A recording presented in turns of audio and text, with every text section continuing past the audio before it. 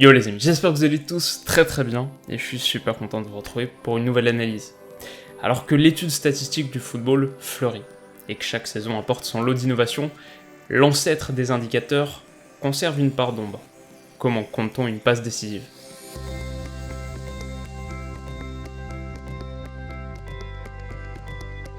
Alors ce qu'il faut savoir d'abord, c'est que le fait même de compter les passes dites décisives, c'est assez récent.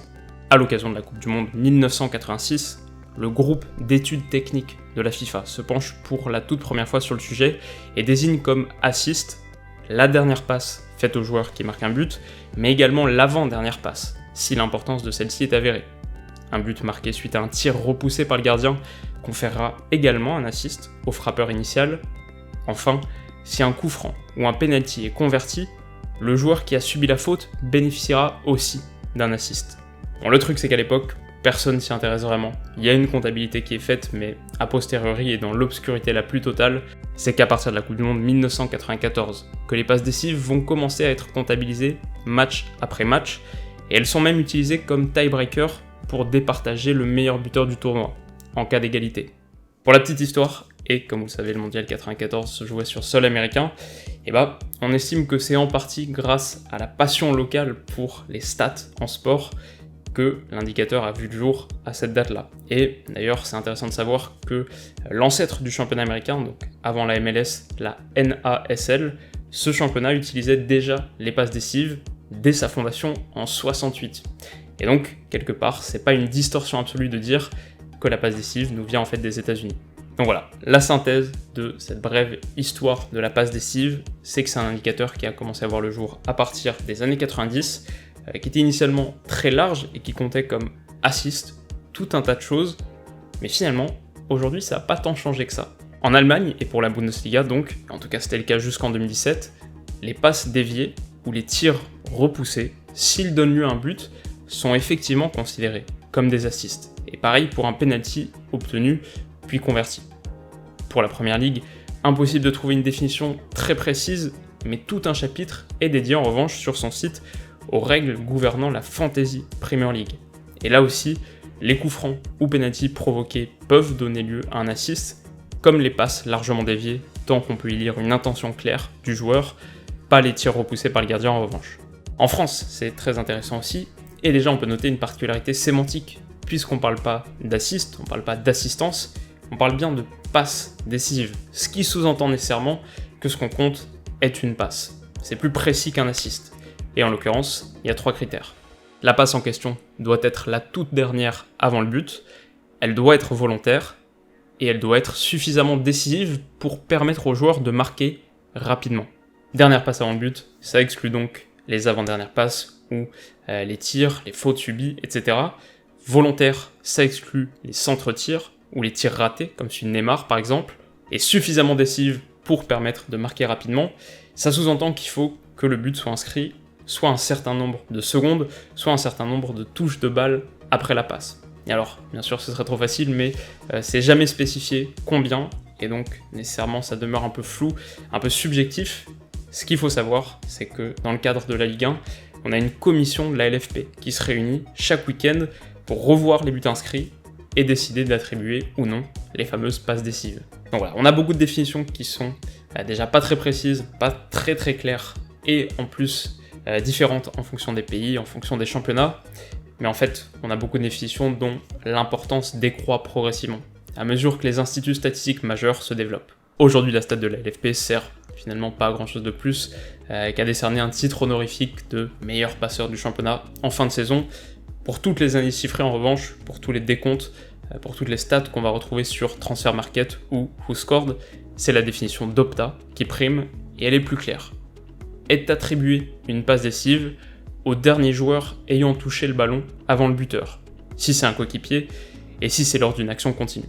Donc pas de passe décisive pour un tir relâché par le gardien qui donne but dans la foulée, et pas de passe décisive pour un penalty ou un coup franc provoqué puis converti, mais passe décisive pour toute dernière transmission, peu importe qu'elle soit volontaire ou non, et peu importe qu'elle donne lieu à un tir en première intention, ou à un tir 10 ou 15 secondes plus tard. Donc voilà, on a vu depuis quelques minutes que la définition même d'une passe décisive était assez floue, et Copta donc a essayé d'en faire quelque chose de plus carré. Mais la question maintenant c'est, est-ce que c'est un indicateur juste ou pertinent? Est-ce que cette passe de Thiago Mendes, qui a effectivement été comptée comme une passe décisive puisqu'elle a donné lieu à un but, est-ce que c'est une passe qui mérite davantage de distinction que celle-ci de Lucas Ocampos, qui n'a pas donné lieu à un but? Bah pour moi, non, bien sûr. Alors les deux passes sont intéressantes, mais la seconde a une valeur intrinsèque qui est largement supérieure à la première. Et ça illustre à quel point les passes décisives ont leurs limites. Alors du coup, une fois qu'on a fait ce constat, quelle solution? Bah une voie possible, c'est d'affiner notre lecture statistique et trouver un indicateur plus pertinent qui pourrait être par exemple les key passes, les passes clés. C'est une donnée qu'on retrouve par exemple sur whoscored.com et sur understat.com et qui désigne une passe qui précède un tir, peu importe que le tir fasse but ou non. Alors sur les sites de stats, c'est un chiffre qui est généralement agrégé par 90 minutes, et sur WhoScored et Understat, qui reçoivent tous les deux leurs données d'Opta, on voit par exemple que Wabi Kazri, sur la saison 2018-2019, a délivré 2,19 passes clés par 90 minutes. C'est moins que Dimitri Payet, qui a 3,86 sur le même exercice, c'est plus en revanche que Bertrand Traoré, qui délivre en moyenne 1,06 passes clés par 90. Autre indicateur sinon, qui est peut-être un peu plus expérimental, mais que je trouve franchement très intéressant, c'est les Expected Assists, les XA. Et alors, on a parlé sur la chaîne à l'envie des Expected Goals, les fameux XG, qui permettent en gros de mesurer la probabilité qu'avait un tir de faire but, donc quelque part de quantifier la qualité d'une occasion. Pour les Expected Assists, on cherche à mesurer la probabilité qu'avait une passe d'être une passe décisive. Le truc qui est intéressant ici, c'est que les XA s'intéressent à toutes les passes. Pas seulement celle qui amène un but, et pas seulement même celle qui amène un tir. Sur l'occasion de tout à l'heure, donc, Ocampos n'a pas été crédité d'une passe décisive, mais il y a fort à parier que son XA sur cette passe est fort, peut-être 0,6. La passe lumineuse de Florian Thauvin, également, qui est totalement ignorée par l'indicateur passe décisive, mais aussi par l'indicateur passe clé, puisqu'elle ne précède pas immédiatement un tir. Et bien, cette passe bénéficiera sans doute d'un expected assist intéressant, peut-être 0,2. Donc voilà, en synthèse, et toute cette vidéo pour dire que les passes décisives sont un indicateur qu'il faut manier avec précaution. Alors elles sont pas nécessairement vides de sens, mais je dirais que pour un sport aussi fluide que le foot, elles sont sans doute trop statiques et également trop rares pour prétendre fournir un éclairage de très grande qualité. On s'approche un peu plus de la vérité avec des modèles avancés comme les passes clés par 90 minutes et les expected assists, mais il y a encore du travail. Voilà, fondamentalement, je pense que ce que tout ça nous apprend, c'est que plus que par n'importe quel chiffre, l'analyse footballistique est en fait surtout augmentée par le jugement critique. Et qu'au-delà des données qu'on trouve à droite et à gauche, il faut sans doute réapprendre à regarder un match, qui se comprend en fait mieux avec les yeux qu'avec n'importe quelle autre information chiffrée. Bon, en tout cas les amis, c'est la fin de cette très courte analyse, et j'espère bien sûr qu'elle vous a plu. Personnellement, je suis pas du tout réfractaire aux stats dans le foot. Et au contraire, je trouve qu'il y a vraiment un gros travail qui est fait, qui est super intéressant, qui permet d'affiner notre compréhension du jeu. Il y a de vraies bonnes choses à en tirer, mais peut-être plus de questions que de réponses. Alors voilà, en tout cas, si tout ça vous a plu, n'hésitez pas à mettre un petit like, un petit pouce bleu, ça m'aide énormément, et notamment à atteindre la rubrique Tendance de YouTube France, comme on l'a fait hier sur l'analyse du transfert de Jeff Reine Adélaïde. Merci beaucoup.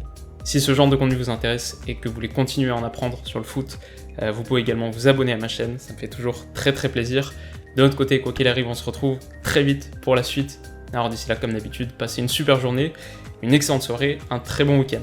Prenez soin de vous surtout. Bisous.